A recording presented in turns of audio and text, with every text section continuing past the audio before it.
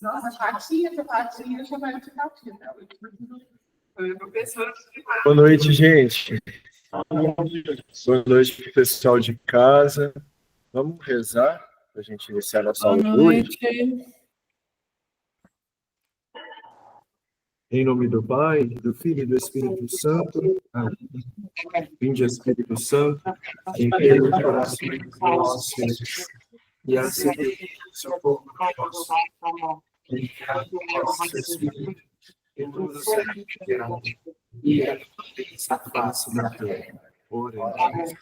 Ó Deus, que instruíste os corações dos nossos fiéis com a luz do Espírito Santo, fazei que a todas as coisas sejam e você que sempre da sua consolação. Por Cristo,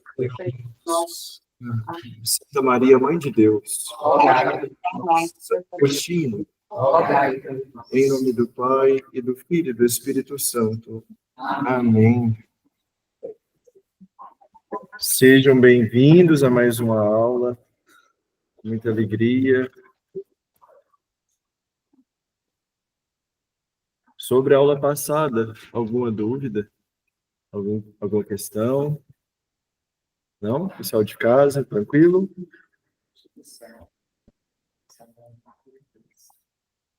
Eu vou projetar aqui o slide para a gente dar continuidade.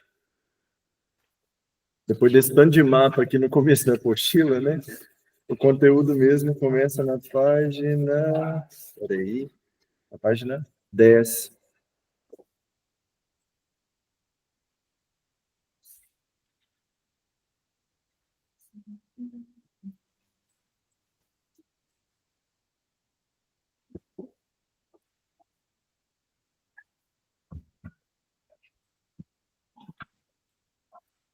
Só um minutinho que eu vou projetar aqui para a gente.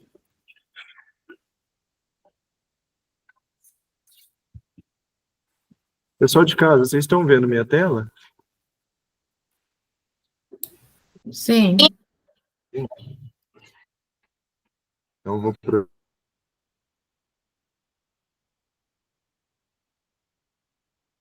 projetar para os... Aqui.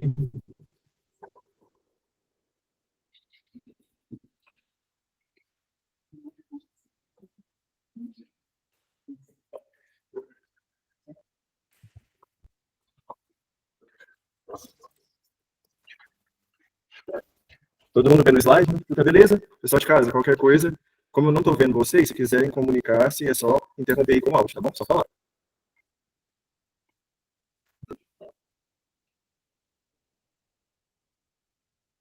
Aquele dia a gente comentou sobre as traduções da Bíblia, né? Eu disse para vocês que as melhores são TED, que é essa bonitinha aqui, ó, bem grossa, cheia de comentários, ótimo para estudo. A Jerusalém também, que é muito boa, e a da CNBB. E nós começamos a ver alguns detalhes da Bíblia. Primeiro, que a Bíblia é o livro mais traduzido do mundo inteiro, com mais de 1.600 traduções, 1.600 idiomas publicados, né? E foi escrita em várias etapas. O que isso significa? A pessoa não foi uma pessoa que sentou e escreveu a Bíblia de uma vez, né? O Lutero, quando traduziu, por exemplo, ele gastou uns 2, 3 anos. Mas para escrever a Bíblia, de fato, foram 1.000 anos, mais ou menos. Mais de 1.000 anos, para se escrever todo esse livro. Então, cada parte da Bíblia foi escrita por uma pessoa diferente, num lugar diferente, em contextos diferentes. Outro ponto. A Bíblia, livro inspirado por Deus, que a gente começou a ver. Muito importante, aquilo que está na primeira frase. A Bíblia, ela é um livro inspirado por Deus. Vocês estão com a Bíblia aí, né? Vamos abrir a 2 Timóteo.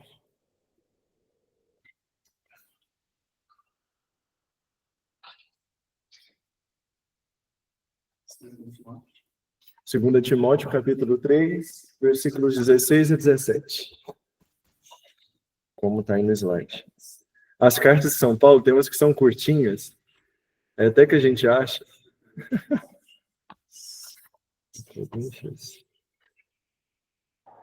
Professor, fala de novo, por favor. Como?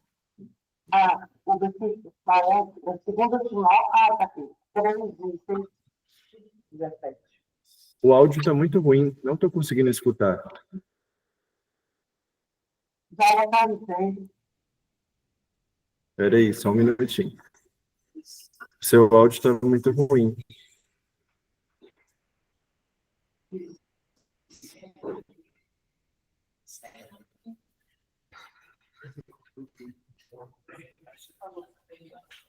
Quem que tinha comentado alguma coisa? Foi eu, depois o senhor verifica. Você vai fazer a apresentação de casa? O slide? Angélica, não está dando para ouvir. Se você puder digitar no chat.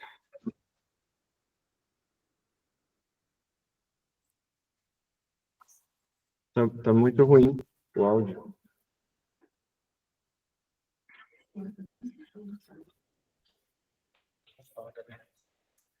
Lembrando que tudo que está aqui nos slides está na apostila também. A apostila está só resumida. Tem os slides.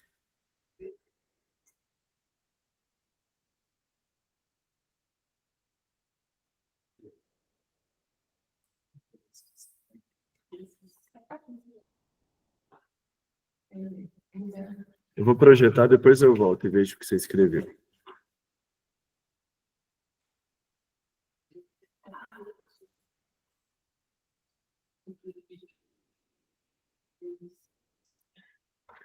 Acharam aí?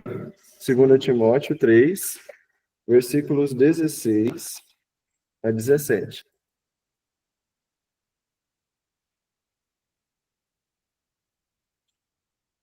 Toda a Escritura é inspirada por Deus e útil para ensinar, refutar, corrigir, educar na justiça, a fim de que o homem de Deus seja perfeito, qualificado para qualquer obra boa. Olha a palavrinha que está aí. Toda a Escritura é inspirada por Deus. Cada parte da Escritura. E que é muito interessante, no original da Bíblia, o autor utiliza a palavra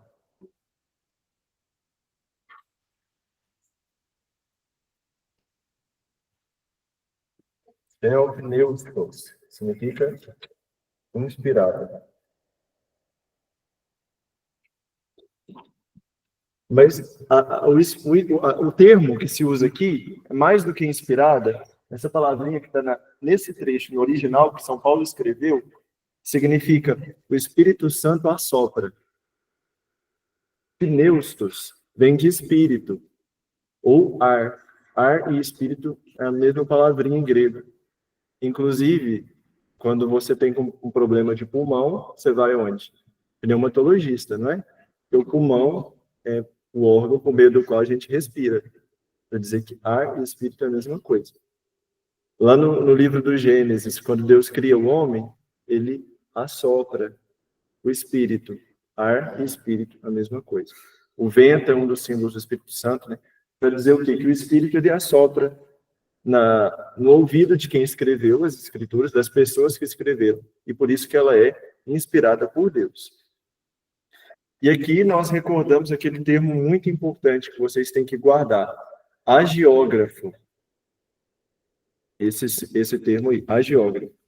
Que quer dizer o escritor sagrado. Aquele que escreve as escrituras. Ou aqueles, né? Por exemplo, quando você estiver se referindo ali, nós estamos no livro de Timóteo, né? Aí você pode falar, São Paulo aqui ele estava querendo dizer isso e isso. Mas nós, porque você quer ficar um pouco mais culto ali, pode falar o agiógrafo, que é o autor sagrado, no caso aqui São Paulo, estava querendo dizer isso, isso, isso. Autor sagrado por quê? Porque ele foi usado por Deus. Esse é o sentido da palavra agiógrafo. Esse termo é pouco usado, não é? Eu, particularmente, Pouquíssimo. Ele é usado, como é que é o nome da senhora? Dona Dorvalina, ele é usado em termos acadêmicos, em lugares acadêmicos. Isso. Sabe por quê? Porque a gente vai ver, no decorrer da Bíblia, que às vezes não foi só aquela pessoa que escreveu o livro. Digamos, o Evangelho de São Marcos. Se eu falar assim com vocês, o Evangelho de São Marcos, quem escreveu? São Marcos. Mas o estudo bíblico acredita que o último capítulo de São Marcos, o 16, não foi ele. Então, quando a gente está falando no ambiente de estudo, a gente não tem certeza se São Marcos terminou o Evangelho. Aí a gente usa o agiógrafo, o autor sagrado, que é mais genérico, entendeu? Mas aí quando a gente está num ambiente normal, assim, numa pregação, né, numa homilia, a gente não vai usar esses termos, vai falar São Marcos mesmo, que ele quis dizer isso e isso. Por isso que a gente escuta pouco esse termo. Tradição oral e tradição escrita, o terceiro tópico. Nós temos que lembrar que na Bíblia nem tudo inicialmente estava escrito. Muitas coisas chegaram através de tradição oral, ou seja, foi passado de pai para filho, muitos e muitos anos até que a Bíblia foi escrita. No final da nossa apostila, se não me engano, tem uma linha do tempo. Deixa eu ver a página aqui. Na penúltima página. Na penúltima não, na antepenúltima. Na página 26.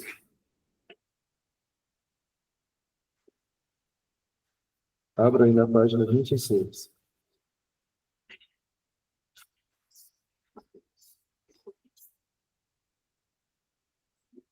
Acharam aí? Linha do tempo? Olha, o ano em que Abraão ele sai da terra dele e vai para a terra prometida, para a terra separada para ele por Deus, mais ou menos 1.800 anos antes de Jesus. Localizaram aí? A época de Moisés, desce um pouquinho, 1250 a 1230 antes de Cristo. Acharam? Nessa época de Moisés, algumas coisinhas começaram a ser escritas, mas não como livros, trechos isolados, histórias isoladas. Por exemplo, tem um trecho no livro do Êxodo, que é um dos trechos mais antigos da Escritura. A gente chama de o Cântico de Miriam, que foi quando o povo de Israel, liderado por Moisés, passou o Mar Vermelho. Vocês lembram desse contexto? A irmã de Moisés começou a cantar. Ao Senhor quero cantar, pois fez brilhar a sua glória, precipitou no Mar Vermelho, cavalo e cavaleiro. Aí ela começa a cantar. A gente, inclusive, canta esse cântico de Miriam na vigília pascal do Sábado Santo. Vocês vão recordar. Tem a leitura de que o povo de Israel está passando pelo mar e o mar se fecha e mata os egípcios. E depois, em seguida, esse cântico, cântico de Miriam. Ele é um dos trechos mais antigos. É um exemplo de trecho que foi escrito mais ou menos na época de Moisés e ficou. Mas a Bíblia ela começou a ser escrita, de fato, com livros, no Antigo Testamento, claro, por volta de Salomão. Então, ali, desce, vai lá no ano 972. Aí embaixo, na linha do tempo. 972, 933. Salomão, rei de Judá e Israel, construção do primeiro templo. Por volta daí, os livros começaram a surgir. Agora, notem a diferença de anos, o tanto de anos que passou desde que Abraão existiu. Quase 1000 anos. E não tinha histórias escritas de Abraão. As pessoas foram contando, foi passado de pai para filho, até que um dia alguém começou a registrar. Então, para entender isso, tradição oral significa que antes era comunicado, depois passou a ser escrito. E eu disse para vocês na última aula o seguinte, que até mesmo no Novo Testamento, isso aconteceu. Os livros do Novo Testamento foram começando a ser escritos mais ou menos 60 anos depois de Jesus. Pode vocês verem, 60 anos depois de Jesus. Porque primeiro os apóstolos começaram a pregar, anunciar a boa nova, só depois pensaram em escrever. Entendeu? Beleza? Um outro ponto aí importante, livros inspirados e livros canônicos. Deixa eu ver se o pessoal lá que estava escrevendo já escreveu o que queria no chat, para a gente continuar. Eu acho que não. Ah, beleza. Vamos embora, então. Os livros que estão na Bíblia, vocês lembram quantos são? Quantos livros a nossa Bíblia tem? 73. Esses livros da nossa Bíblia são chamados de livros inspirados, ou livros canônicos. É o termo correto. Por quê? Existem, gente, vários outros livros por aí que não entraram. Por exemplo, dizem que existe um Evangelho da Virgem Maria, um Evangelho de Maria Madalena, o Evangelho de São Tiago, o Evangelho de São Tomé, o Testamento de Moisés, vários e vários livros, o livro de Enoque. Esses livros não estão na nossa Bíblia. Por quê? Não são considerados inspirados por Deus. Existem. Eu vou trazer na próxima aula para vocês, eu tenho um livro, nós chamamos esses evangelhos, esses escritos de apócrifos. Apócrifos. Significa escondidos, ocultos, que não entraram aqui. E eles contam histórias de Jesus. Inclusive, o proto-evangelho de Tiago conta episódios da infância de Jesus. Tem uma história lá até engraçada, nesse proto-evangelho de Tiago, que não entrou nas escrituras, evidentemente, que evangelho a gente só tem Mateus, Marcos, Lucas e João. Mas esse proto-evangelho de São Tiago, ele conta de um episódio que Jesus era criança, estava brincando, e aí uma das crianças lá fez raiva em Jesus. E Jesus ficou com tanta raiva que o menino caiu morto na hora. Fulminante, assim. Nosso Senhor é Deus, né? Imagina, com raiva. Então, é uns casos, assim, interessantes. Ah. Tem? Uhum. Antes disso, ele ressuscita um passarinho. Ressuscita, é a mesma coisa, tá? No Evangelho de Tiago. Agora, vocês me entendem? É um escrito histórico, isso é antigo. Foi escrito pouco depois de Jesus. Porém, foi escrito por uma pessoa que não foi inspirada pelo Espírito Santo. Ele escreveu como história. Como que sabe que não foi inspirado? A própria igreja da época via o que era inspirado. Nós vamos ver o seguinte: quando terminam os livros inspirados? Quando morre o último apóstolo. Vocês sabem quem foi o último apóstolo a morrer? São João Evangelista. Ele foi o único que não, como diz o povo, não morreu de morte matada, foi de morte morrida, né? Que ele não foi mártir. Morreu exilado, ou seja, ele foi levado para fora da terra dele e morreu em Patmos, que era uma ilha. Ele morreu por volta do ano 100. Quando São João ele morre, acabou a revelação dos livros. Então, tudo aquilo que foi escrito depois não foi escrito por um apóstolo que conviveu com Jesus, entendeu?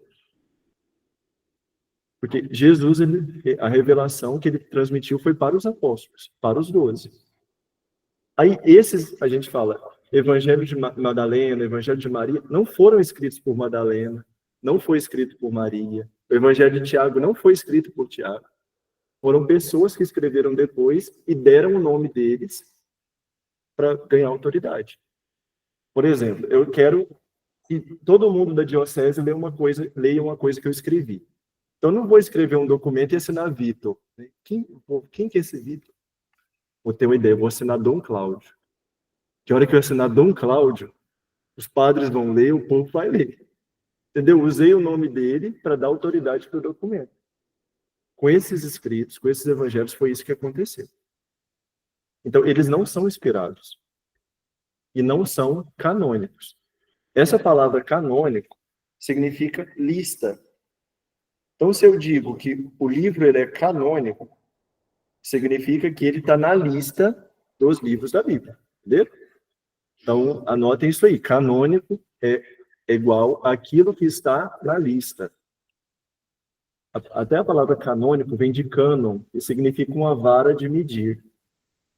Logo, canônico é aquilo que está na medida correta, que está dentro da régua, da reta. Entendeu?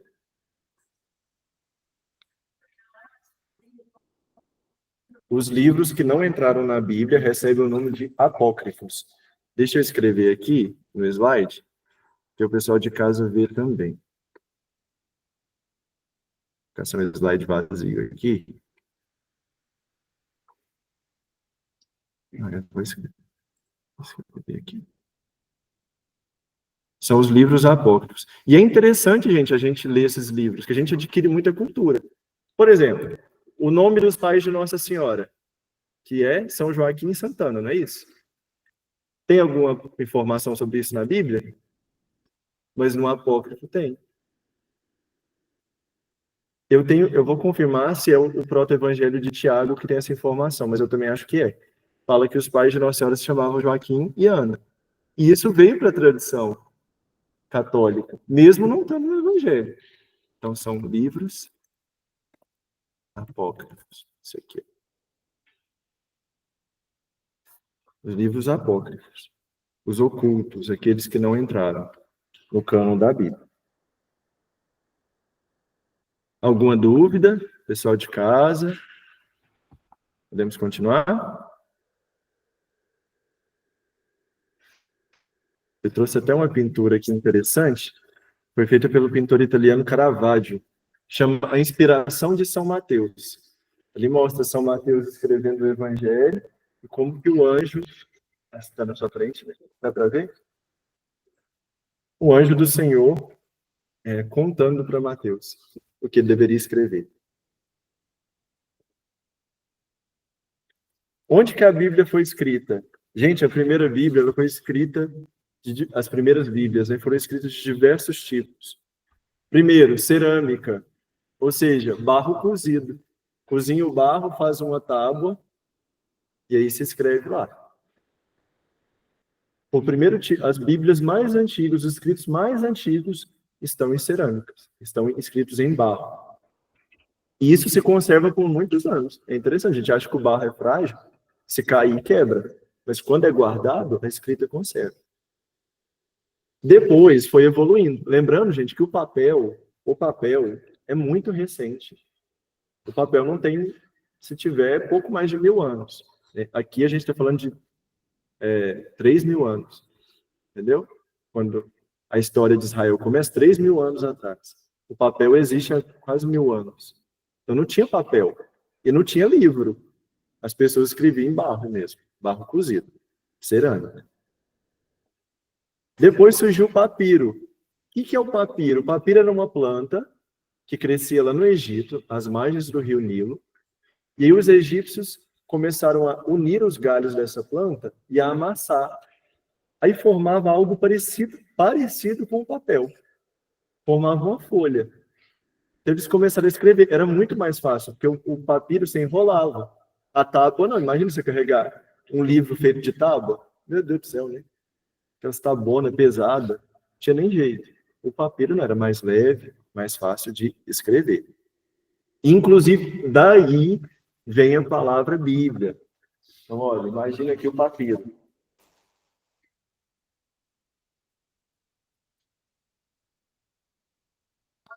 Falar a plantinha do papiro, ela é mais ou menos assim. Eu até coloquei uma foto ali, depois vocês vão ver. Ela cresce com os pendões. Os galhos se chamam biblos. Aí, como fazia o papel com os biblos, o plural de biblos é Bíblia em grego. Então ficou Bíblia.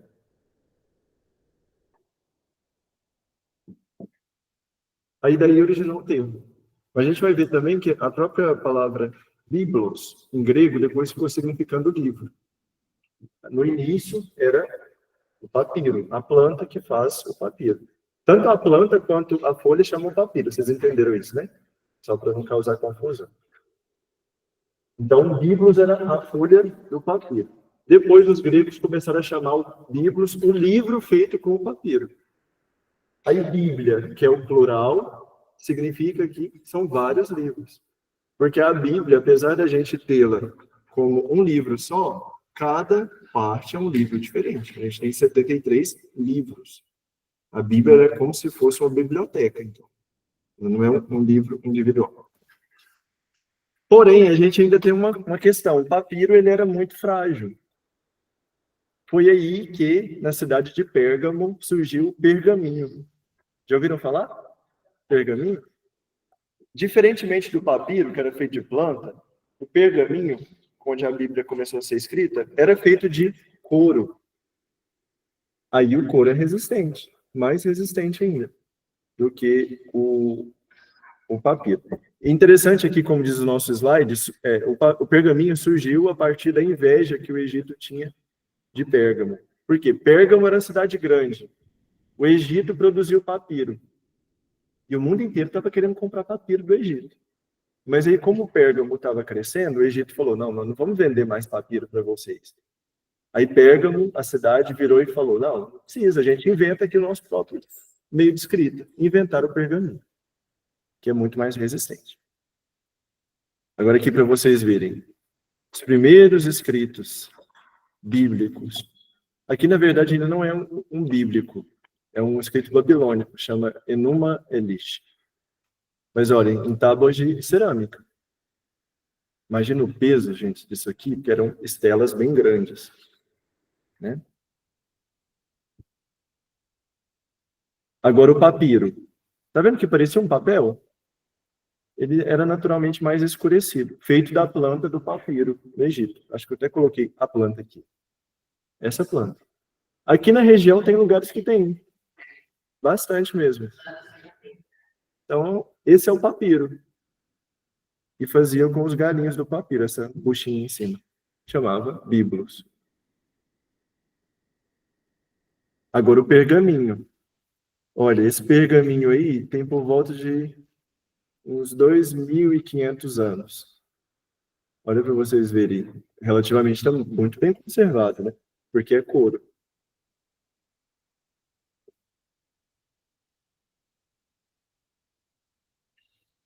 Agora, olhem uma coisa. Eu disse para vocês que não existia livro encadernado desse jeito. Então, o pergaminho e o papiro eram enrolados. Eles tinham rolos, não tinham livros. É como se fosse assim. Enrolava de um lado, só que era enorme, gente. Uma coisa que dava metros e metros, sei lá, 300 metros de rolo, vocês imaginam? 500 metros. Aí enrolava, e quando ia ler, ia se abrindo. Era desse jeito. Agora, vocês imaginam para localizar uma passagem bíblica nisso. Imagina a dificuldade. Porque ia enrolando, ia ficando rolos muito grossos. Aí, eu vou falar para você, acha para mim Isaías 42 aí. Você desenrolava e tinha que caçar daquilo, né? O livro não, você passa as páginas, muito mais fácil. Mas o estilo livro também é recente, não é antigo. Na época de Jesus, o Antigo Testamento era desse jeito. Era assim que Jesus lia a Bíblia na época dele.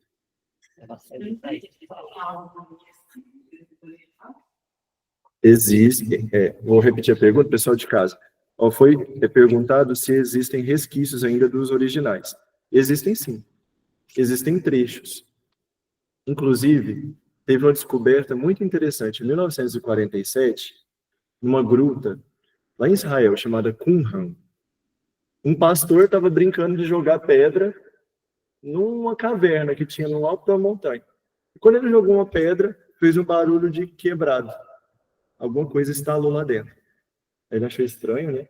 Subiu para ver, tinham vários vasos de argila com pergaminhos centenários da Bíblia, antiguíssimos. Ele descobriu assim muitas coisas antigas, muitas cópias. Então, até hoje se acha assim, mas geralmente fragmentos. Esse aqui que eu estou mostrando para vocês, ele é bem recente. Você deve ter isso aí uns, sei lá, uns 800 anos, mais ou menos. Bem recente em vista dos outros, de 3.000, de 2.500, né? Por isso que ele está bem conservado. Mas ainda acha muita coisa em museu. Alguns são no Vaticano, mas boa parte está em Israel. Em Israel tem o Museu da Bíblia. É um museu enorme. Inclusive o formato dele é de pergaminho. E lá tem vários trechos da escritura dos originais. Museu da Bíblia de Israel. Isso aqui eu já mostrei para vocês, né? Isso aqui eu escrevi. Então, como que a Bíblia está dividida? A gente vai passando por coisas básicas, mas sempre que possível a gente enriquece com alguma coisa. Inclusive, se vocês tiverem alguma dúvida, fique à vontade, né? O Antigo Testamento tem, então, 46 livros. Lembrando que para a Bíblia protestante e a Bíblia hebraica, ou seja, os judeus, tem 7 livros a menos, então eles têm 39. E nós temos 46. E todo o Antigo Testamento foi escrito antes de Cristo. Engraçado, eu estava dando aula para uma turma que já até formou, eu estava dando aula do livro de Josué, que é o 6º livro da Bíblia. Então, pensa, está lá no comecinho. Aí eu explicando lá da queda de Jericó e tal, Josué, o exército de Israel. Aí um aluno levantou a mão: professor, mas que hora que Jesus vai aparecer? Aí eu falei assim: uai, nós estamos ainda 1.200 anos antes dele, mas uma hora ele vai aparecer aí. Uma hora ele vai sair aí. Mas para dizer que o Antigo Testamento ele foi todo escrito antes de Cristo. E o último livro do Antigo Testamento a ser escrito, vocês, curiosidade, sabem qual foi? O último livro do Antigo Testamento. A ordem da Bíblia, não, eu falei para vocês na última aula, a ordem que está na Bíblia não é a ordem cronológica. Não significa que o Gênesis foi o primeiro. Mas alguém sabe? Alguém de casa? Não vale pesquisar, claro. Não é do Pentateuco ainda. O do Pentateuco, na verdade, por exemplo, o Êxodo, alguns trechos foram os primeiros. Agora, o último foi o livro de Sabedoria. O livro de Sabedoria foi escrito mais ou menos uns 50 anos antes de Jesus nascer. Ele é o último livro. E esse livro, ele não é aceito pelos protestantes, então eles não têm sabedoria. É o livro da sabedoria. Ok, então, todo o Antigo Testamento foi escrito em hebraico, com pequenos trechos na língua aramaica.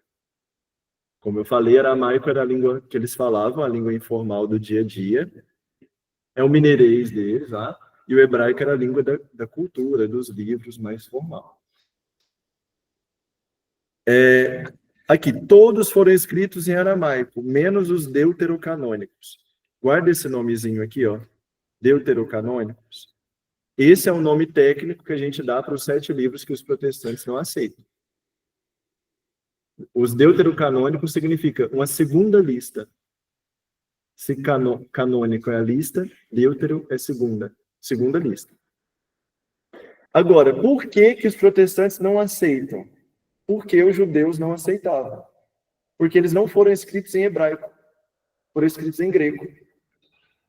Entendeu? Então, se o Antigo Testamento tem 46 livros, 39 foram escritos em hebraico. Aí os judeus falaram: nossa, esses foram escritos na nossa língua, então são inspirados. Mas 7 foram escritos em língua grega. E os judeus não aceitaram. Quando surgiram os evangélicos, os protestantes, 500 anos atrás, Martinho Lutero e a companhia pegaram a Bíblia dos judeus, que tinha 39 livros, não tinha os gregos. Por isso que não tem os deuterocanônicos. Depois a gente vai estudar isso com mais detalhe mais adiante. O Novo Testamento é igual, né? 27 livros, que contam a vida de Jesus e a formação da igreja. O Novo Testamento foi escrito em grego, língua grega. Mas aqui uma curiosidade, alguns estudiosos dizem que o Evangelho de São Mateus foi primeiro escrito em aramaico. A primeira cópia perdida do Evangelho de São Mateus foi escrita em língua aramaica, depois alguém veio e escreveu esse Mateus, que está na nossa Bíblia, que é grego, como se tivesse traduzido.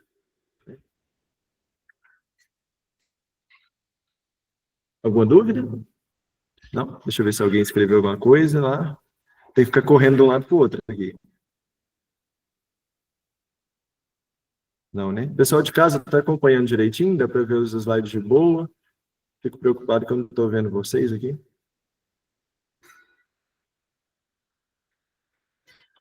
Alguém me dá um ok? Tá tranquilo?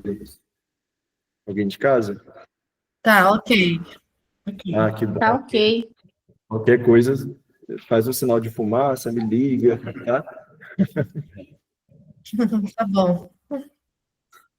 Então, aqui, nós temos 46 livros do Antigo, 27 do Novo, que totaliza 73 livros. Olha aí a lista dos deuterocanônicos, que só estão na Bíblia Católica. Livro de Tobias, que é um livro muito interessante, gente, vale a pena ler. Bom demais. Livro curtinho, poucos capítulos. Judite, também é muito pequeno. Judite é muito interessante de ler também. 1º e 2º Macabeus, não está na Bíblia protestante. Inclusive, olha para vocês verem. No 2º Macabeus, tem um episódio que se fala sobre rezar pelos defuntos, oferecer sacrifício pelos defuntos. Que nós acreditamos nisso, por isso que a gente oferece intenções, missa, reza pelas almas dos falecidos, mas para os protestantes isso não existe. Só que como que a gente discute biblicamente se um dos livros que fala sobre isso não tem na Bíblia deles, né? Tá vendo? Tanto que fica complicado.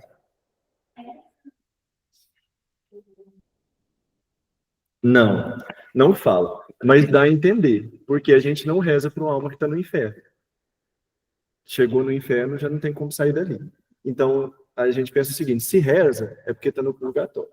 Então, considerando essa passagem, dá para a gente tirar uma doutrina do purgatório. Ela não é a única, tem outra, sabe? Mas dá para a gente tirar assim. Sabedoria de Salomão, o Eclesiástico, inclusive um outro nome do Eclesiástico, Sirácida. Algumas Bíblias podem trazer esse nome, então fiquem atentos a isso. Sirácida. A Bíblia de vocês, alguma tem isso? No lugar do Eclesiástico? Esse nome, Sirácida? Não? Inclusive, em algumas Bíblias, o Eclesiastes, que são 2 livros. Eclesiástico e Eclesiastes. São 2 diferentes.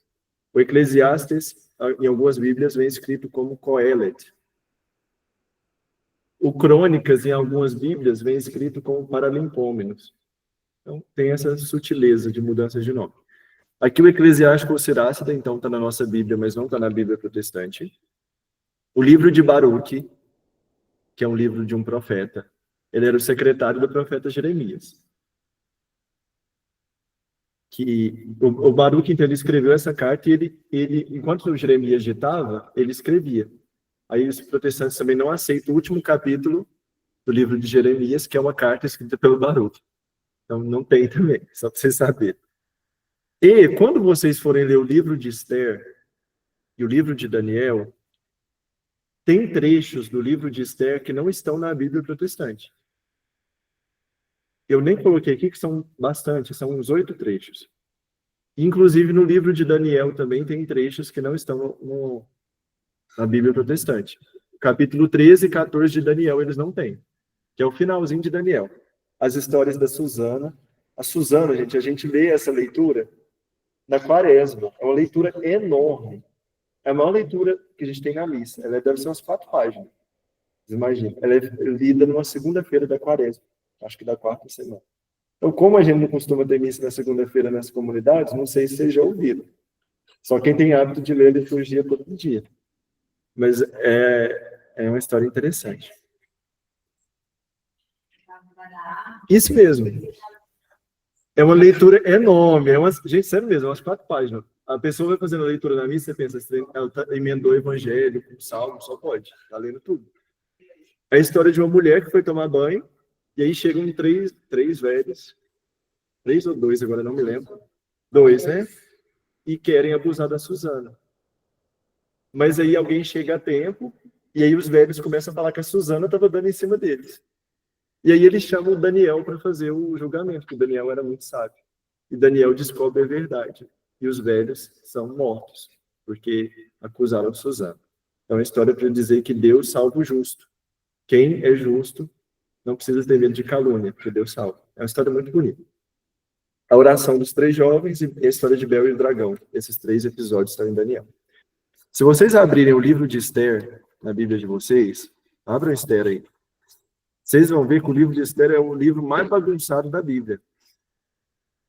Porque ele tem 2 versões.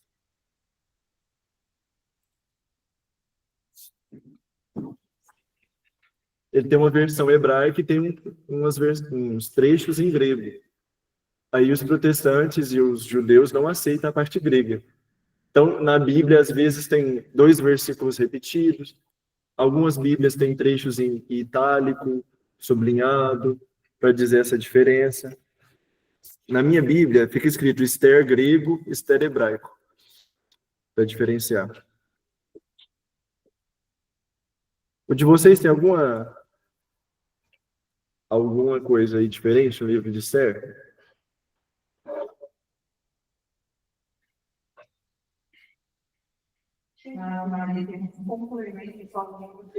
Complementos. Aí é para significar. Agora, passa o olho aí nos versículos, se tem alguma coisa estranha. Tipo, 2 versículos 4 seguidos. Ou um 4a e um 4b, por exemplo, né? Vão reparando nisso. Geralmente, o livro de Esther, ele tem essas nuances aí. Para fazer citações, às vezes, é até difícil. É o livro mais complexo, na minha opinião. É interessante que no livro de Esther, é de onde se tira a leitura que se faz no dia da Assunção de Nossa Senhora. Que Esther, ela chega diante do rei e pede pela vida do povo. Ela era judia e ficou como rainha da Pérsia. Aí um exemplo de Nossa Senhora, que pede pelo povo de Deus, diante de Deus, que é o rei.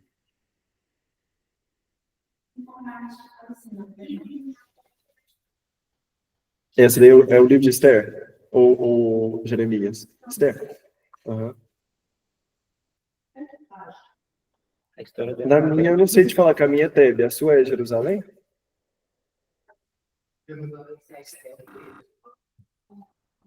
Qualquer parte do livro de Esther aí, só para vocês notarem se tem alguma coisa estranha. Entendeu?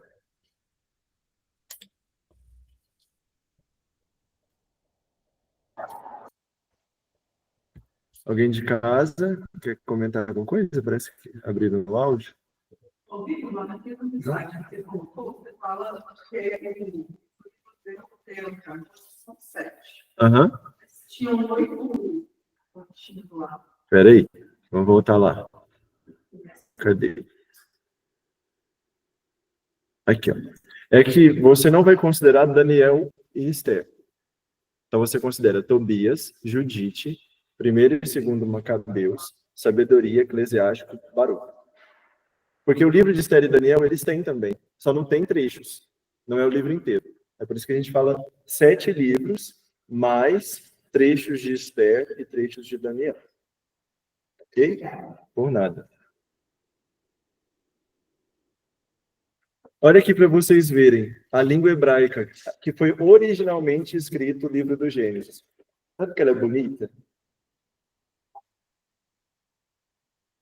É nessa língua que Jesus lia quando ia para a sinagoga, que as pessoas escreviam na época de Jesus. Ali está o primeiro versículo do livro do Gênesis. Bereshit bara Elohim et hashamai ve'et haaretz. Primeira linha. No princípio, Deus criou o céu e a terra. Muito bonito. Eu até trouxe a Bíblia hebraica. Infelizmente, o pessoal de casa não vai poder ver, porque não está ao vivo, né? Mas uma curiosidade do hebraico é muito interessante. O português, a gente lê da esquerda para a direita, não é? Você começa a ler aqui e termina aqui. O hebraico, você lê da direita para a esquerda. E você começa do final do livro para o início. Então, eu vou começar a ler de cá, aí a segunda página. Então, eu vou mostrar para vocês. Aqui onde começa o Gênesis. Não sei se dá para enxergar daí, né? Aqui está escrito Gênesis. Aí eu vou começar daqui, ó. E passo para a segunda página. Mas se vocês repararem, no Oriente, as línguas elas sempre começam de trás para frente. Pois é, eu fiz um intercâmbio no Japão, quando eu estava no ensino médio. A gente compra mangá, essas coisas lá, você começa a ler da última página para a primeira. É diferente, é muito curioso. A forma é diferente. Então essa aqui é a língua hebraica, para vocês saberem que foi escrito no Antigo Testamento. Agora o grego eu acho muito mais bonito. Essa que você consegue ler. Consigo, mas não tão bem. O grego leu melhor. Isso aqui é o Evangelho de São Marcos. Eu acho muito bonito. Ó, o início do Evangelho de São Marcos. Arhe tu evangeliu Jesu Christu buiuteu. Catos gegrafai to Isaías to profeta e do apostelo tu angelon to prosotosu hos katakeosen rodonsu. Pone bom tus entoerene. Por massa te tem rodon que liu efeias foi entre das tribos ao tu. Início do Evangelho de Jesus Cristo, Filho de Deus, conforme está escrito no livro de Isaías, o profeta. Eis que eu envio o meu mensageiro à tua frente para anunciar os seus caminhos. Vós que clama no deserto, endireitai os caminhos do Senhor, aplanai suas veredas. Tem. Só que a aula aqui, né, a gente tem pilares básicos. Aí, se você quiser aprofundar mais, você vai por conta própria. Gente, não é fácil, não. Como diz o povo, aqui é onde o filho chora e a mãe não vê. Mas é uma introdução que a gente tem aqui. Como eu falei, quem gostar, estuda por conta própria e aprofunda. Né? O grego é lindo, lindo demais. O Pai Nosso em grego. Muita gente lá na internet, vocês vão encontrar links e vídeos falando, o Pai Nosso em aramaico, como Jesus rezou. Jesus falava aramaico, né? Mas o Pai Nosso que a gente tem na Bíblia é grego. Não é aramaico. Então a gente não tem notícia como é que era esse Pai Nosso aramaico. A gente tem ele em grego. Então, o grego do Novo Testamento é esse aqui. Então, um exemplo que eu citei no Evangelho de Marcos aqui para vocês verem. Olha, o grego ele é muito mais bonito, mais desenhado, tá vendo? O hebraico parece uns caixotinhos, uns pauzinhos, né? Então é assim que está escrito originalmente. Eu vou passar aqui para vocês verem o Novo Testamento em grego. Esse aqui é o jeitinho que São Paulo escreveu, que São Pedro escreveu, que Mateus, Marcos escreveu. Quando eles escreveram isso aqui. São essas letras. Mas para vocês verem como é que está numa Bíblia grega de verdade. Tá? Só para matar a curiosidade. Não sei se vocês vão ter a oportunidade de ver isso em outro lugar. Né? Alguma dúvida?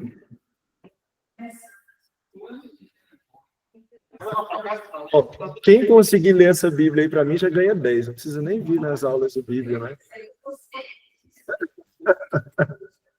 Vou traduzir, né? Melhor. Para a gente encerrar, uma perguntinha. Antigo Testamento ou Velho Testamento? Antigo. A gente vê muitas Bíblias protestantes e muitos sites de pesquisa que usam velho, mas são protestantes. A gente usa antigo. Porque o velho, ele dá uma conotação de uma coisa carcomida, de uma coisa já degradada, antiquada. E o Antigo Testamento ele não é antiquado. Jesus não veio abolir a lei. Lembram-se do que ele disse? Eu não vim abolir a lei.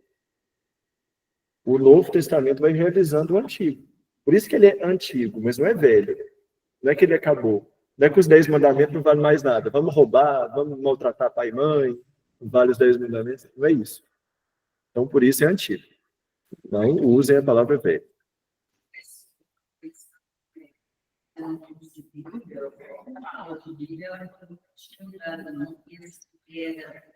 Primeiro Testamento, e acho que nunca vi notícia de Primeiro Testamento nem Segundo Testamento, não. Assim, como usos oficiais.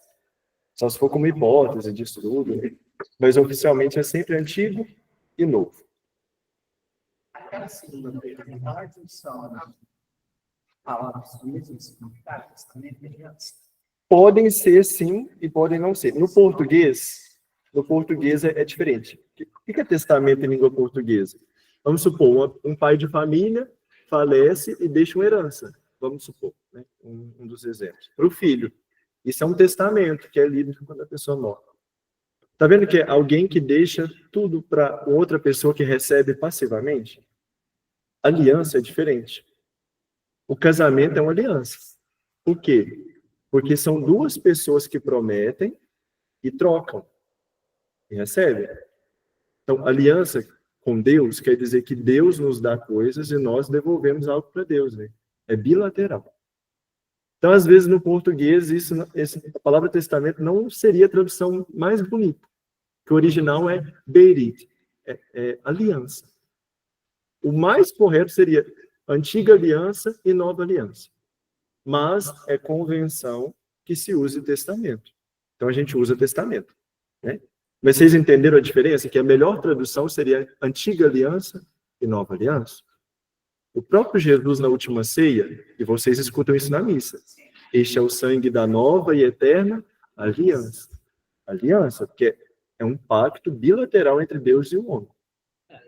Deus...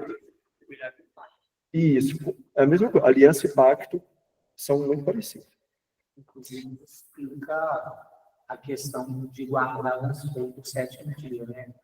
uma nova aliança com Jesus do mundo, né? Exatamente. A antiga aliança, o sábado, o Shabat dos judeus, e na nova aliança, a gente fica com o domingo. Um exemplo, né, dessa mudança, mas continuidade que Jesus faz. Glória ao Pai, ao Filho e ao Espírito Santo, como era no princípio, agora e sempre. Gente, obrigado pela aula de hoje. Boa semana.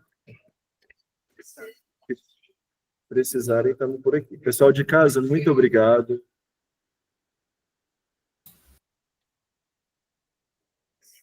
Até a próxima, se Deus Até a quiser. próxima. Obrigada a você. Vou precisar gravar.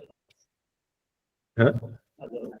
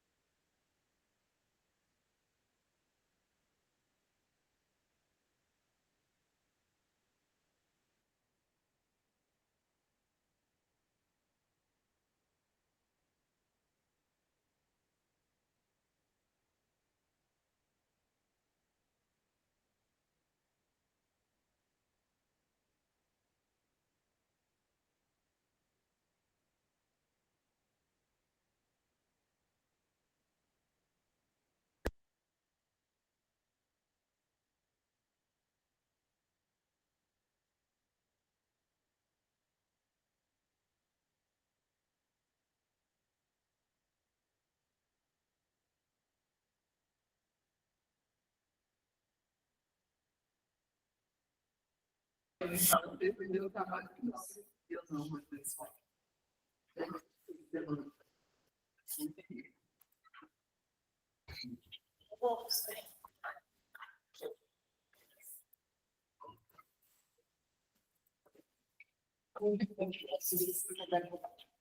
Vou lembrar. Bem calado, né?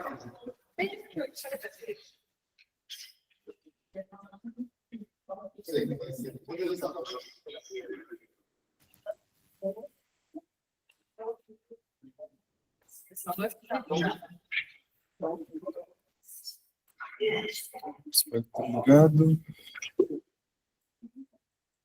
Vamos iniciar, então.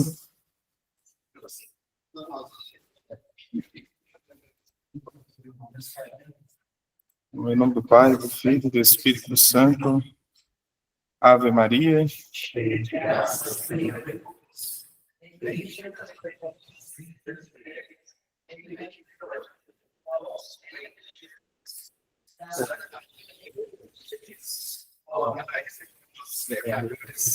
Agora e na hora de nossa morte. Amém. Rogai por nós, Santa Mãe de Deus. Amém. Então, boa noite. Boa noite, pessoal que está em casa também. Eu acho que hoje não vai ter nenhum problema, não. Porque eu não consegui, semana passada eu não consegui tirar como que fala? O foco de trás, né? Então a transmissão ficou péssima para quem estava em casa, mas mesmo assim a gente ficou mandando as fotos, né? Mas hoje eu acredito que não tem nenhum problema, não. Então nós estamos falando com a história da igreja. Nós estamos hábitos bem, né? A gente vai começar semana que vem com alguns uma história da igreja primitiva. No nosso slide, nós vamos colocar mais ou menos um dado do ano 33, que seria de fato Pentecostes, né? Até o ano, ali que eu coloquei, o ano 100. E que seria esse ano 33 até o ano 100? Né? A era apostólica. que seria de fato a era dos apóstolos, né? Dentro aqui desse ano, o ano 64, até o ano 311, e vocês podem anotar no caderno de vocês. Nós vamos ter a era dos mártires. Então, dentro do ano aqui, de 33 assim, dentro da era apostólica, né, os apóstolos, de fato, também foram mártires, né? Então, do ano 74, que é o ano da perseguição de Nero, até o ano 311, 313, por aí, nós temos a era dos mártires. O que é importante para nós, então, fazermos essa referência, né?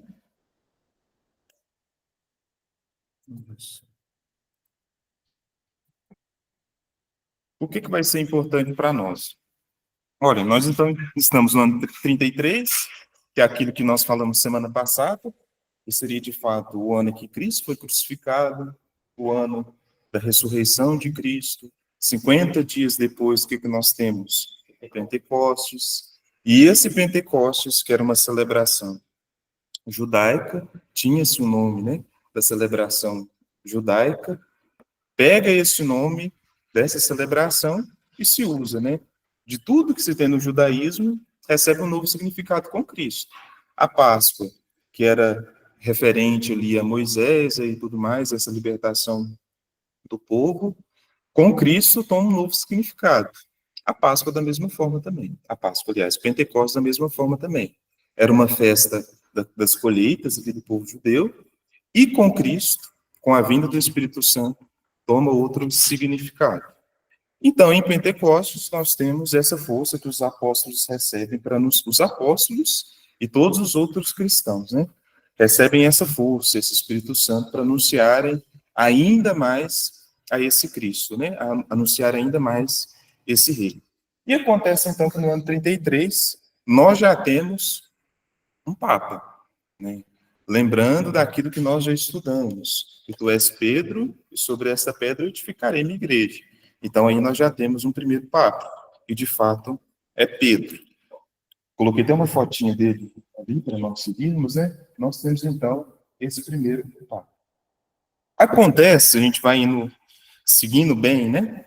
Dentro dessas realidades, das primeiras igrejas, né? Da primeira igreja, igreja primitiva, a gente já tem uma percepção de que os apóstolos se uniam para decidir algumas coisas, né? Se aparecia alguma coisa, alguma heresia, alguma dificuldade de compreender a fé, o que eles faziam?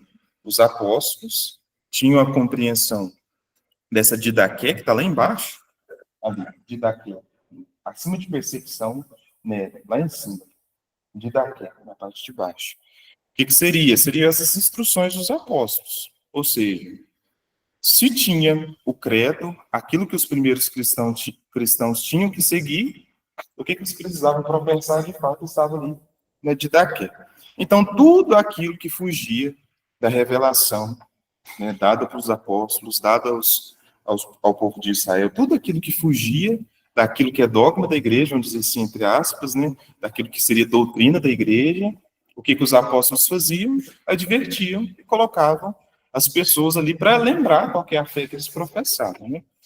E isso, de ter os apóstolos, né, para dizer que essa é a fé que se professa, né, tome cuidado com aquilo que você vai falar, né, se passou do limite, ou se pareceu alguma heresia, o que os apóstolos vão fazer?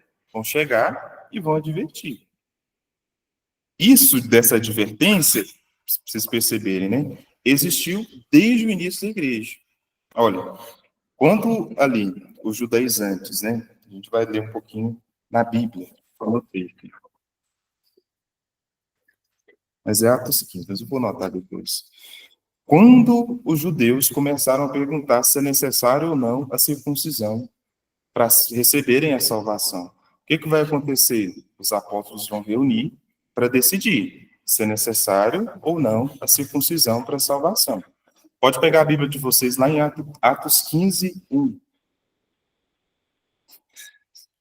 Atos 15, 1. Esse Atos 15:1 é que nós vamos cair lá naquele ano, um pouco atrás, no ano 44, antes um pouco da morte do Tiago Maior, o Concílio de Jerusalém. Já começaram a reunir para decidir algumas coisas. É necessário ou não a circuncisão para a salvação? A circuncisão era esse sinal dessa aliança com Deus, né? Que os homens de fato faziam. Então, sendo de grande maioria, né, se não todos judeus, né, convertidos ao cristianismo, o que eles começaram a pensar? É necessário ou não a circuncisão? O que os apóstolos vão dizer, principalmente Pedro? Pode anotar aí, Atos 15:1. Atos 15:1 começa toda a história, né? Mas eu vou pegar mesmo só a decisão final. Se não me engano, é 23. Atos 15. Não, Atos 15:7. Aí já vai ter a decisão final. Seguindo o Atos 15:7 até o Atos 15:11, qual que vai ser a decisão? Ao contrário, é pela graça do Senhor Jesus, nós cremos ser salvos da mesma forma que eles. Ou seja, a salvação vem de fato pela graça, né? É uma graça, é um dom de Deus, né? Não se vem pela circuncisão somente, né? Como os judeus, aliás, viam, né? Que era necessário a circuncisão para a salvação. Né? Olhando para os apóstolos, vendo a necessidade da igreja, o que eles de fato fizeram? Decidiram, em nome da igreja, com a autoridade que eles receberam do próprio Cristo. Então, o que é necessário? É pela graça do Senhor que nós queremos ser salvos da mesma forma que eles. Atos 15:11. Depois vocês podem ler Atos 15 completo, vocês vão perceber toda a história, né? Que é muito interessante. Se vocês quiserem até colocar de lápis na Bíblia de vocês, né? Atos 15 é, de fato, esse concílio de Jerusalém, ou de caneta também. Eu anoto tudo de caneta. Concílio de Jerusalém, né? Decisão. Sabe o que é o bonito? A igreja sempre decidiu, sempre quando a igreja saía do trilho, sempre quando aparecia algumas heresias, o que a igreja fazia? Advertia. Isso que a gente não vê, por exemplo, nas igrejas evangélicas. Vou dar um exemplo que aconteceu recentemente. Todo mundo viu, né, que surgiu aí no meio da igreja evangélica o pastor Miguel Petitim, né? Começou a falar muitas coisas, falou que via anjos e tudo mais. Mas o que aconteceu? O que a falta do magistério faz? Nenhum pastor chegou nele e falou, para, limite. O que precisou fazer? O conselho tutelar precisou chegar no Miguel e falar para ele parar, para ele voltar para estudar, para ele parar de se expor, para os pais não deixarem ele se expor, né? Ou seja, olha a falta que o magistério da igreja faz. Olha a falta do que uma doutrina faz. São tantas igrejas que não tinha uma pessoa, um pastor, que seria uma autoridade maior, para chegar no Miguel e falar, para. Se nós percebemos isso dentro da igreja católica, uma pessoa começou a falar muita heresia. Ela foi advertida pela igreja, não se deve fazer isso. Mas ela continuou, ela passa a ser um herege, de fato, né? Mas a igreja adverte, porque nós temos uma doutrina para seguir, nós temos dogmas para seguir, nós temos uma fé para professar, ou seja, desde o início da igreja a gente já consegue perceber que existiam pessoas, no caso são os apóstolos, né? A tradição apostólica, para mostrar o que é de fato a fé.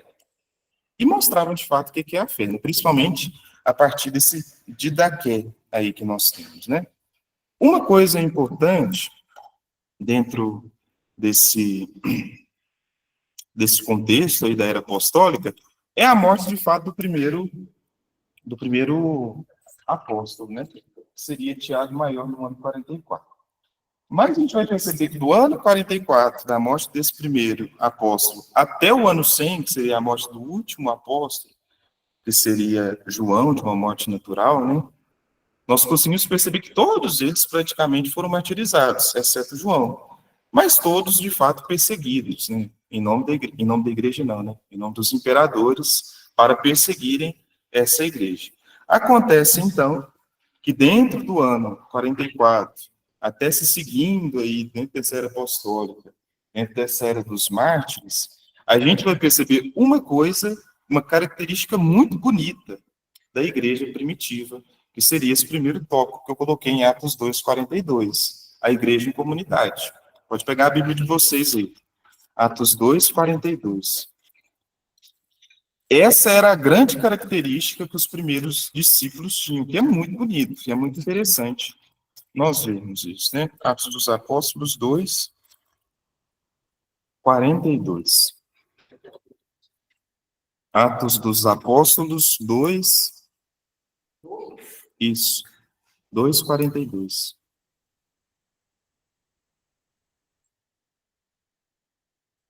Acharam?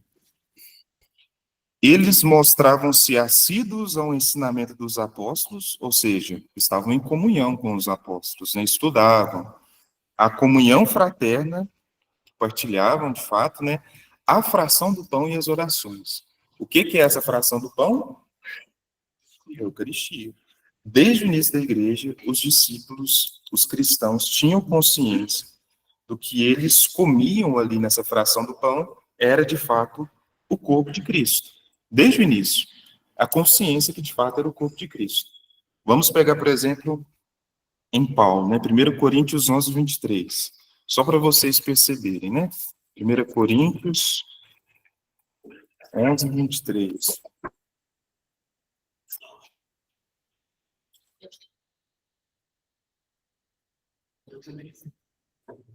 Os três seguintes, né? 1 Coríntios 11:23 seguintes. Olha o que o próprio Paulo vai dizer. Com efeito, eu mesmo recebi do Senhor o que vos transmiti. Na noite em que foi entregue, o Senhor Jesus tomou o pão e, depois de dar graças, partiu e disse: Isto é o meu corpo que é para vós. Fazei isto em memória de mim. Do mesmo modo, após a ceia, também tomou o cálice, dizendo: Este é o cálice da nova aliança em meu sangue. Todas as vezes que beberdes, fazei-o em memória de mim. Todas as vezes, pois, que comeis desse pão e bebeis desse cálice, anunciais a morte do Senhor até que ele venha. Eis que todo aquele que comer do pão ou beber do cálice do Senhor indignamente será réu do corpo e do sangue do Senhor. Ou seja, eu tinha compreensão já, desde o início. Paulo dizendo, né? Por mais que a gente tenha uma distância pequena, né, entre eles, mas essa fé que Paulo professa já era de fato a fé que os primeiros cristãos sempre professaram. Vocês vão perceber que vai ter alguns santos, por exemplo, Santo Inácio de Antioquia, notei aqui no ano 110, e São Justino no ano 150 depois de Cristo, todos eles já começam a também, né, de fato, a defender a fé, para dizer que é de fato o corpo de Cristo, que não é só o pão, mas que é de fato esse corpo de Cristo. Uma outra coisa interessante, vocês vão estudar em introdução não, né? Em liturgia, que seria o processo de iniciação cristã na igreja primitiva. Vai ter a dimensão do batismo, né, a crisma, né? Vai ter a dimensão dessa Eucaristia, dessa partilha do pão, ou seja, os primeiros sacramentos, de fato, né? A gente não vai entrar para falar sobre eles, né? Até porque não dá tempo. Mas uma coisa que é interessante é esse querigma, né? Que tem essa ideia desse primeiro anúncio, que era algo muito importante, né? Seria, de fato, essa catequese inicial, que era dada pelo testemunho, pelo anúncio, pela conversão, pela fé e pelo batismo. Se vocês pegarem na apostila de vocês, vai estar escrito lá no 1.6 o processo de iniciação cristã na igreja primitiva. Lá vai ter alguns detalhes de como a igreja começou e de como, de fato, era esse primeiro anúncio, como se começava esse anúncio, né? Era o testemunho, o anúncio, a conversão, a fé e o batismo. Então, quando vocês tiverem um tempinho, vocês podem ler essa parte, eu não vou ler ela toda, né? Mas aí vai mostrar esse processo de iniciação cristã na igreja primitiva. Na página 10, né? Olha lá, testemunho, anúncio, conversão, fé e batismo. Aqui estão os passos que desencadearam o processo de iniciação à vida cristã na igreja antiga, que seria essa catequese. O ecoar do primeiro anúncio, era dada por um grupo de ministros chamados doutores nas comunidades paulinas. Então, esses eram, de fato, os pilares, né? E que era interessante que se usava para essa catequese, era esse livrinho aqui, chamado Didaquê. Vocês podem pesquisar em PDF, vocês vão encontrar para comprar também, né? Um livrinho petitinho mesmo, né? Seria as instruções dos apóstolos, né? A gente vai dar um salto, mais ou menos, né? Dentro desse contexto, que seria a perseguição de Nero, no ano de 64. No ano de 64, então, que já seria a Era dos Mártires, a gente tem as grandes perseguições. Eu coloquei dentro do slide, vocês acham que está bem difícil mesmo. Acima de perseguição, o que nós temos? Está escrito venatio, crucifixio e túnica molesta. O que seriam essas coisas? Seria uma forma que os cristãos eram perseguidos, eram mortos, de fato, né? O que seria essa venatio? Vou escrever aqui.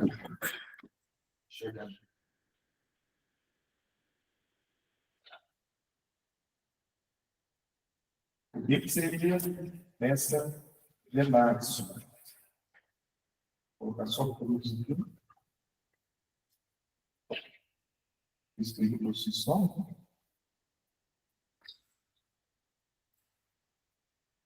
O que seria essa venatio? Expliquei essa adaptação. Como que eles funcionavam? Eles iam vestir uma roupa nos cristãos, né, de carne crua.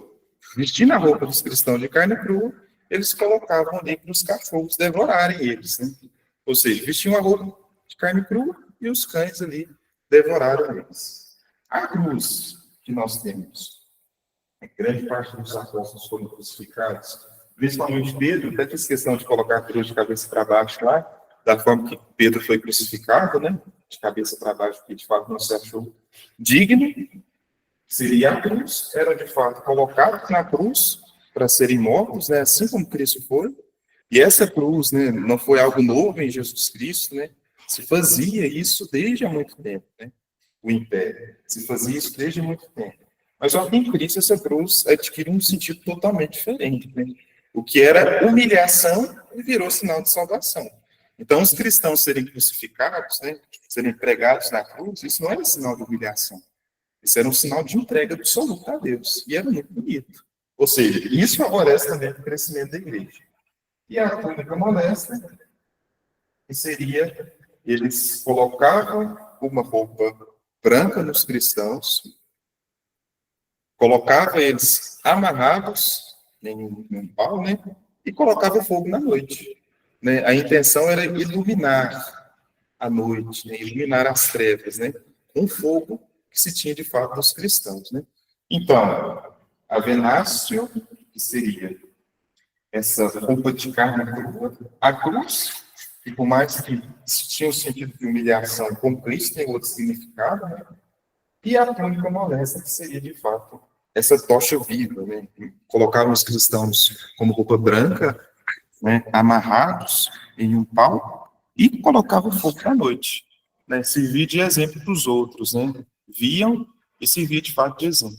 Mas eles mataram outros cristãos de outras maneiras, ou eram só essas três? Não, tinha. Essas são as principais. Não tinha outras maneiras, né? Por exemplo, vocês vão ver, por exemplo, no Coliseu, que é muito interessante. Interessante, sim. É muito interessante. Colocavam eles, os primeiros cristãos ali, dentro dessa arena, só que era algo mais esporádico, né? Colocavam os cristãos ali dentro dessas arenas e eram devorados pelos leões, né? Pelas feras e tudo mais. E toda a plateia ali reunida para ver e para aplaudir, né? Porque, de fato, eles olhavam para esses cristãos e viam, de fato, chacota. O Deus deles, que eles acreditavam tanto, morreu. E eles continuam professando, né? Ou seja, era chacota para eles, né? Era um show ao vivo, tipo, como se fosse, de fato, um cinema, né? Uma das piores ideias que eu acho, na minha opinião, era que tinham pessoas que eles colocavam no indicativo e atiravam no ar. Para mim,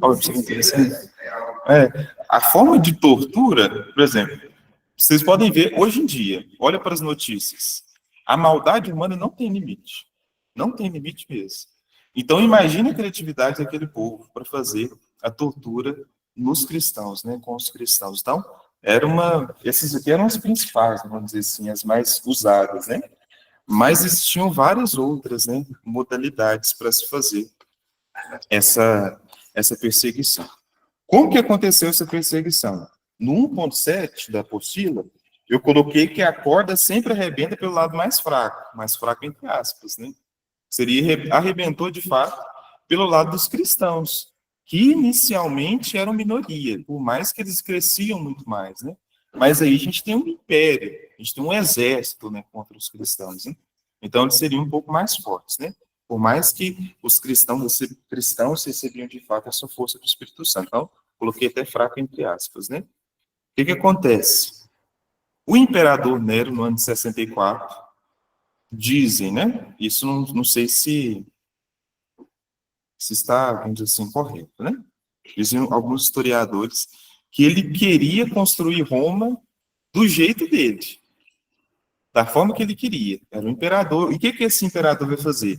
Ele mesmo vai colocar fogo em Roma. E põe fogo em Roma e vai durar 7 dias e 7 noites. Esse fogo em toda Roma, né? Para quando esse fogo acabar, ele possa construir Roma do jeito que ele quisesse. Mas aí o que Nero faz? Olha para os cristãos e vê que todo mundo odiava os cristãos. O que ele vai fazer? Nero vai colocar a culpa nos cristãos. Então, são os cristãos que têm, vamos dizer assim, que levam essa culpa e colocaram fogo, de fato, em Roma. E isso vai favorecer ainda mais essa perseguição. Então, essa perseguição do ano de 64, ali da Era dos Mártires, é de fato isso. Roma pega fogo e Nero culpa os cristãos, porque de fato, aliás, porque a intenção dele era de fato reconstruir Roma. Mas como ele não poderia, né, colocar a culpa nele mesmo, ele colocou a culpa nos cristãos, né? Já que todo mundo odiava mesmo, então vamos colocar a culpa neles, né? Então, na apostila vai dizer quais são os motivos dessa perseguição, por que de fato os cristãos foram perseguidos. Os cristãos eram uma minoria religiosa em Roma e suas práticas eram pouco compreendidas. 1.7.2, que eu estou lendo, na página 11. Eles se recusavam a adorar os deuses romanos e não participavam dos rituais públicos, o que os tornava alvo de desconfiança e hostilidade. Ou seja, o que seriam esses rituais públicos? Era, de fato, se prostrar diante dos imperadores, né? O que os tornava alvo de desconfiança e hostilidade. Além disso, rumores distorcidos circulavam sobre os cristãos, acusando-os de prática de tribalismo, de interpretar a da Eucaristia e outras supostas dominações. A hostilidade e desconfiança que os imperadores tinham era porque os cristãos de fato não adoravam os imperadores. Porque o próprio Cristo, né, dai a César o que é de César e dai a Deus o que é de Deus. Ou seja, eles tinham obediência, mas eles adoravam só um único Deus. Então, eles não iriam se prostrar diante do imperador, né? Então, daí o motivo dessa hostilidade. Nós temos as consequências das perseguições, né? Aqui, alguns foram crucificados, outros queimados vivos para iluminar os jardins de Nero à noite. E outros ainda foram lançados às feras nos jogos públicos. Essa perseguição não foi uma campanha contínua em todo o Império Romano, mas foi a primeira grande perseguição documentada contra os cristãos, marcando o início de um período de martírio para a igreja primitiva. Podem pegar lá na página 12, lá tem um relato de Tácito. Esse Tácito é um historiador, né, da antiguidade. O que ele vai dizer? O Nero, né? Sobre a perseguição de Nero. Nenhum meio humano, nem os gestos e generosidade do imperador, nem os ritos destinados a aplacar os deuses, faziam cessar o boato infame que queria o incêndio tivesse sido decidido nas altas esferas. Por isso, para tentar sufocar esse boato, Nero acusou, culpou e entregou às torturas mais requintadas um grupo de pessoas que eram detestadas por sua imoralidade e que a multidão chamava de cristãos. Em nome lhes vem de Cristo, que no tempo de Tibério tinha sido entregue ao suplício pelo procurador Pôncio Pilatos. Reprimida na hora, era execrável superstição que surgiu de novo, e não apenas na Judéia, seu lugar de origem, mas também em Roma, onde tudo aquilo que há de ruim e vergonhoso no mundo chega e se espalha. Começou-se a prender, antes de tudo, os que reconheciam como cristãos. Depois, a partir da confissão destes, muitos outros foram considerados culpados, menos pelo crime do incêndio, que por ódio ao gênero humano. À execução deles foi acrescentada a zombaria, cobrindo-o com peles de animais, a fim de que morressem mordidos por cães, e pendurados em cruzes, a fim de que, à noite, servissem como tochas vivas. Nero oferecera seus jardins para este espetáculo e dava jogos do circo, misturando-se ele mesmo ao povinho com suas roupas de auriga, ou de pé sobre um carro. Assim, mesmo que esses homens fossem culpados e merecessem castigo rigoroso, despertavam a compaixão. Estimava-se que eram sacrificados não a interesse da nação, mas a crueldade de um só homem. E esse homem, de fato, era Nero. Né? E seguindo, então, a gente tem a morte de São João, que seria esse último apóstolo. Tem 3 imagens aí, né? A primeira imagem seria a imagem de Nero, né? A última imagem seria a imagem dessa perseguição. E essa imagem do meio, aí, seriam as igrejas, né? Onde os cristãos se reuniam para a fração do pão, para a comunhão fraterna, para a partilha da palavra, e eram conhecidas como Domus Ecclesiae. Isso eu acho que não está na apostila também, se vocês podem anotar. Seria a igreja, né, a casa, seria de fato essa casa em que os cristãos, ali no início da igreja, começavam a se reunir de fato, de forma escondida. Então a igreja cresce em meio às perseguições e às heresias. E esse Domus Ecclesiae seria aonde os cristãos se reuniam para, de fato, rezar. Domus Ecclesiae seria essa casa, né, essa igreja, né, de Deus. Vou passar. Como que os cristãos sabiam que aonde eles estavam tinha uma Domus Ecclesiae, né? Eram perseguidos. Dentro assim, na porta de todas as Domus Ecclesiae, né, dessas casas, tinha uma imagem de um peixe. Então, tinha, de fato, essa imagem do peixe, e ela tinha essas letras aqui. O iota, em grego, o ki, o tau, o y e o sigma.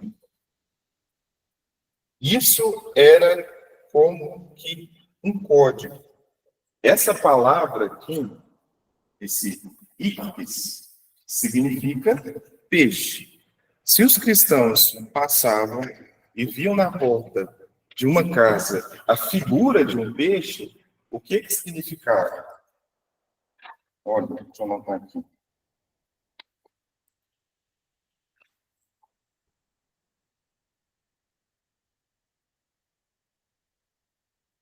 Jesus.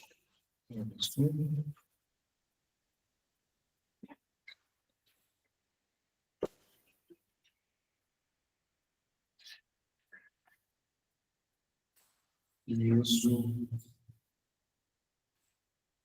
Christos.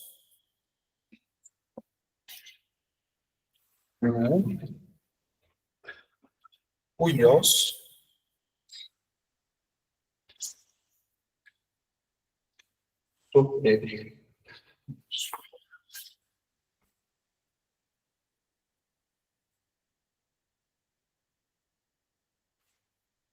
Era como que cada letra ali, né, dessas letras, formassem essa palavra aqui. O que significava? Jesus Christus, Teu, Hios, Soter. Jesus, Cristo, de Deus, Filho, Salvador. Então, a tradução. Jesus, Cristo, de Deus, Filho, Salvador.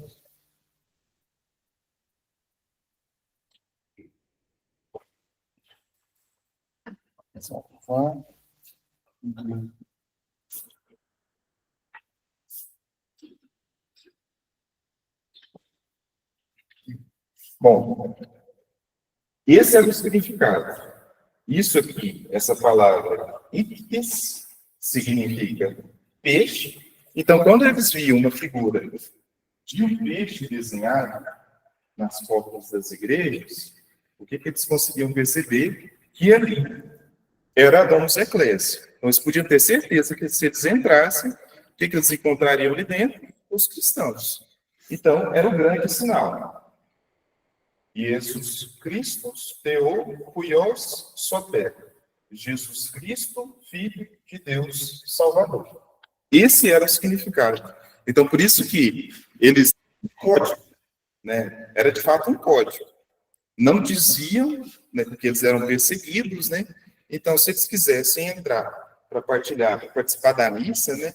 Apesar dessa missa ter sido compreendida como missa, né? Com esse nome um pouco mais à frente, era de fato... Aí perceberam que na porta tinha um peixe, né? Outros significados que a gente vê de todo lado aí é o PX, né? Que era um outro significado dessa palavra aqui. O que? De Christos. E Uro seria esse P, que tem um significado de R, né? Que seriam as duas primeiras palavras de Cristo. Então, para todo lado a gente tem, né? Pelo menos nas igrejas é bem comum ter esse PX aqui, né? E é de fato o que e o Ro. Seria o X de P, mas a gente fala que é a letra Ki no grego e o Ro seria também essa letra no grego. Então, seriam esses alguns significados, né, desses nomes.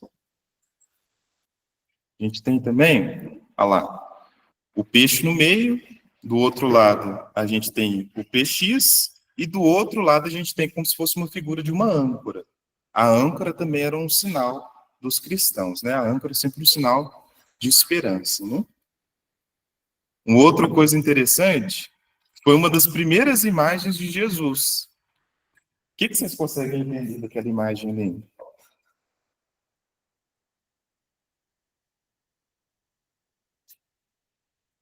Pode falar, você estiver vergonha. Isso. É, de fato, um asno crucificado. Foi uma das primeiras imagens de Jesus. Mas foi qual o sentido? De criticar. O que está escrito no grego ali? Esse Alexêmenos Chebet Peu. O que quer dizer? Alexêmenos, que seria um convertido, né? Romano. Alexêmenos adora o seu Deus. Ou seja, uma crítica. Como se, de fato, o Cristo fosse um asno, fosse um burro, né? Uma das primeiras imagens que eles fizeram, mas como uma crítica, né? E fizeram essa crítica a esse Alexêmenos, que seria um convertido, romano convertido, né? Uma crítica. E dizem que do lado dessa imagem, onde ela foi encontrada, para ter sido encontrada um pouco mais recente, né? No século passado, está escrito Alexêmenos Fidelis, que seria Alexêmenos é fiel. Dizem que foi uma própria resposta do Alexêmenos. Ele é fiel ao seu Deus. Né? E é uma resposta que está lá do lado. Mas eu não encontrei essa imagem na internet. Né? Então foi uma crítica a esse Alexêmenos, que seria como se de fato fosse um idiota mesmo, um tolo de acreditar nesse Deus e faz até a imagem desse Cristo como sendo um asno, né? Como sendo um burro. A igreja passou de uma comunidade perseguida e marginalizada a uma fé espalhada por todo o Império Romano, fortalecida pelo testemunho dos mártires, pelos padres da igreja e pela clareza doutrinária.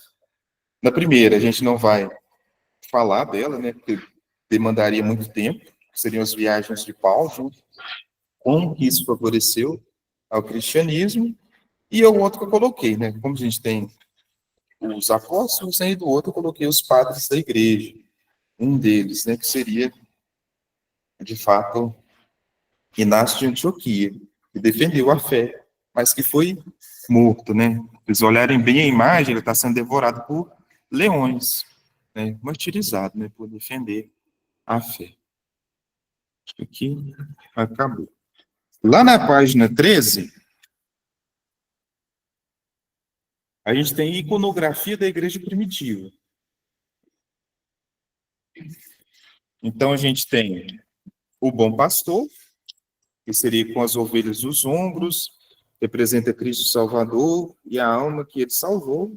Ou seja, dentro dessas domus ecclesiae, e quando eles começaram a ser perseguidos, uma forma deles colocarem o corpo desses mártires era colocar em catacumbas, ou seja, eram lugares abaixo da terra. Eles colocavam o corpo dos mártires e celebravam ali, né, sempre quando tinha uma coisa mais festiva na igreja, né, celebravam a memória desses mártires, né? E tinham dentro dessas catacumbas e dentro dessas domus ecclesiae, a partir do século II, né, a imagem do bom pastor. Vocês podem perceber que descendo do bom pastor tem a pessoa que reza, essa figura vestida com uma túnica de mangas compridas e com braços levantados em oração. A piedade para os cristãos simboliza a alma que goza da alegria celestial intercedendo por aqueles que permanecem. Descendo, esse Ikiro, que seria esse monograma de Cristo, né? Que é também, aliás, só o Kyro, né? Monograma de Cristo, o Kyro sobrepostos, que foi o que eu falei, né? Que seria esse PX, e o peixe, a figura do peixe, né? Esse Ictis, né? Que significa que esse Jesus Cristo, Filho de Deus, Salvador. Um outro significado também seria a pomba, que simboliza a alma que alcançou a paz, mas também a intervenção salvífica do Espírito Santo, a alma do falecido e a paz. Descendo a gente tem a âncora e o peixe, né? Que seria essa memória, né? Essa lembrança dessa esperança, né? Essa confiança, aliás, né? Nessa esperança. Vocês vão perceber, para a gente ir para o final, né? É que nós vamos ter, no 1.9, o Édito de Milão e a heresia ariana.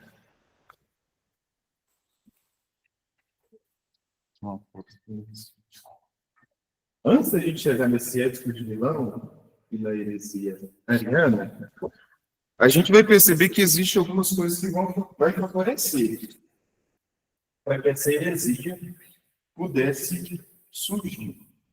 O que é uma heresia?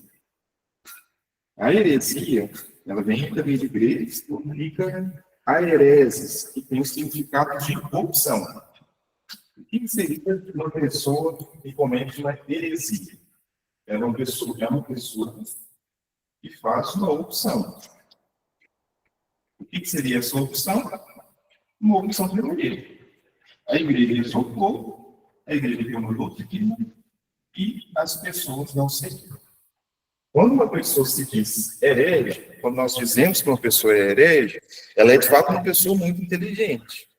Por isso que quando a gente vai ver umas discussões ali na internet que chamam um outro de herege, não é bem assim. Né? Uma pessoa, para cometer uma heresia, ela tem que ser muito inteligente. Né? Porque ela está convencida dos seus argumentos. Né? A igreja exalta e mesmo assim ela está convencida dos seus argumentos, né? Mesmo estando errado. Né? Então, a heresia é, de fato, uma opção. E uma opção pelo erro. Quando que nós vamos chegar lá no arianismo? Dentro desse contexto, do ano 33 até o ano 313, por aí seguindo para frente, nós temos uma heresia chamada gnosticismo. Só para não chegar no fundo. Só para a gente chegar no arianismo, né? O que seria o gnosticismo? Vocês podem perguntar depois, por exemplo, o João Pedro. Ele vai ajudar vocês, né? Mas, de uma forma bem resumida, é como se eles acreditassem que, resumindo, bem resumido mesmo, o mundo material é ruim e o mundo espiritual é bom.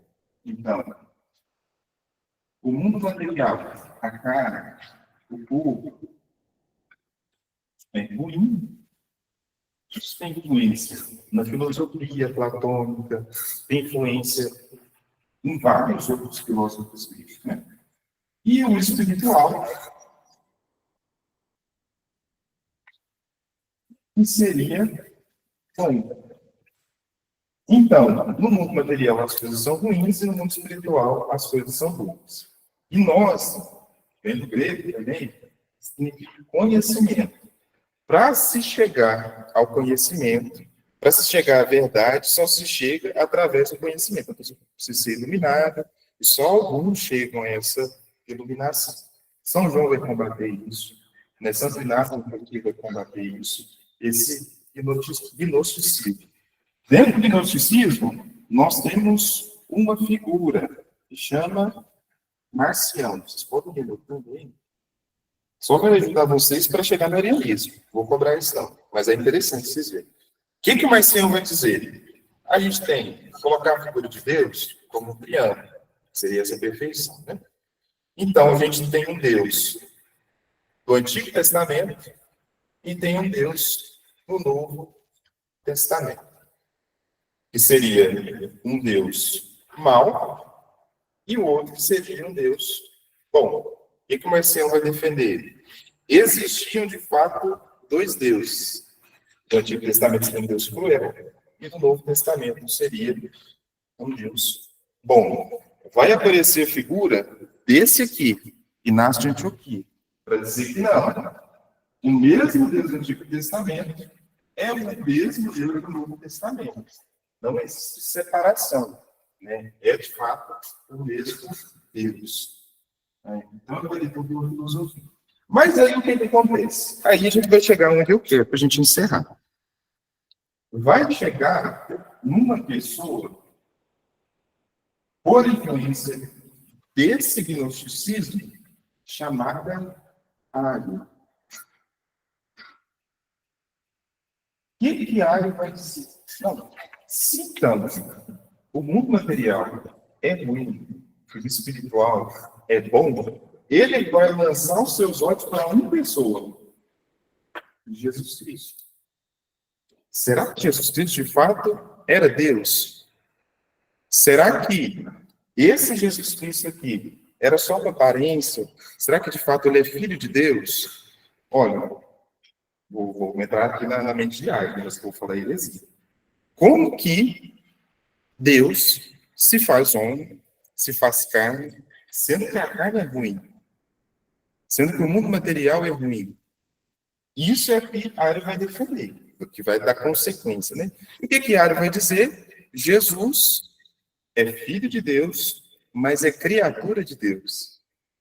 Porque Jesus foi criado por Deus. Deus criou as coisas, né? Criou Jesus, né? E criado Jesus, ele cria todas as outras coisas. Isso que Ário vai dizer. Porque Deus não faria, de fato, não se faria carne. Jesus seria um filho de Deus, mas não seria homem. O que é o arianismo? Que seria, isso que vocês podem anotar, só para a gente encerrar. Arianismo é igual a negação da divindade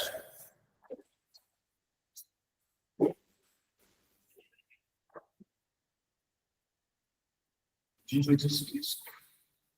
Então, Jesus é um filho de Deus, mas ele é criado por Deus. e ele sendo criado por Deus, ele não é Deus. Isso é que o arianismo vai defender. E que esse Ario vai defender, um bispo. É isso que ele defende. Esse arianismo seria a negação da divindade de Jesus Cristo. Isso tudo por causa desse gnosticismo. O que é interessante é que esse Marcião vai dizer que Jesus era só uma aparência. Foi um Deus, né, se encarna na humanidade, mas é só uma aparência. Então, ele não sofreu de verdade, ele não sentiu dor na cruz, ele simplesmente, ali, como era um Deus, como se tivesse tirado uma carta da manga, e pronto, não sente mais dor. E isso é o que Marcião vai defender. E isso é como se fosse uma consequência, né, desse pensamento aqui, esse gnosticismo, desse Marcião, de várias outras pessoas que defendiam esse gnosticismo, e que chega também a esse ato. O que é interessante é que esse gnosticismo aqui, ele tem até hoje em dia, né? Quantas e quantas pessoas olham para o corpo como se fosse algo pecaminoso, né? Como se fosse algo muito negativo. Mas olha para Cristo, né? Deus se fez carne, né? Ele assume a nossa carne, ele assume a nossa humanidade. Então, o que foi decaído em Adão, em Cristo assume um outro sentido, né? Uma transformação muito bonita, né? Então, esse gnosticismo segue até hoje, né? Dessa negação do próprio corpo, como se o corpo fosse algo ruim, detestável. Então, eu tenho que fazer de tudo para que eu possa castigar o meu corpo. Eu não estou falando de ascese, não estou falando de mortificação, né? Estou falando de uma visão pessimista mesmo do corpo, né? Então, nós encerramos aqui. Falei bastante, bem seguido hoje, né? Mas se tiver alguma dúvida, pode mandar no WhatsApp. Ou anota, e semana que vem a gente continua, tá bom? Até mais. Em nome do Pai, do Filho e do Espírito Santo, bendigamos ao Senhor, demos graças.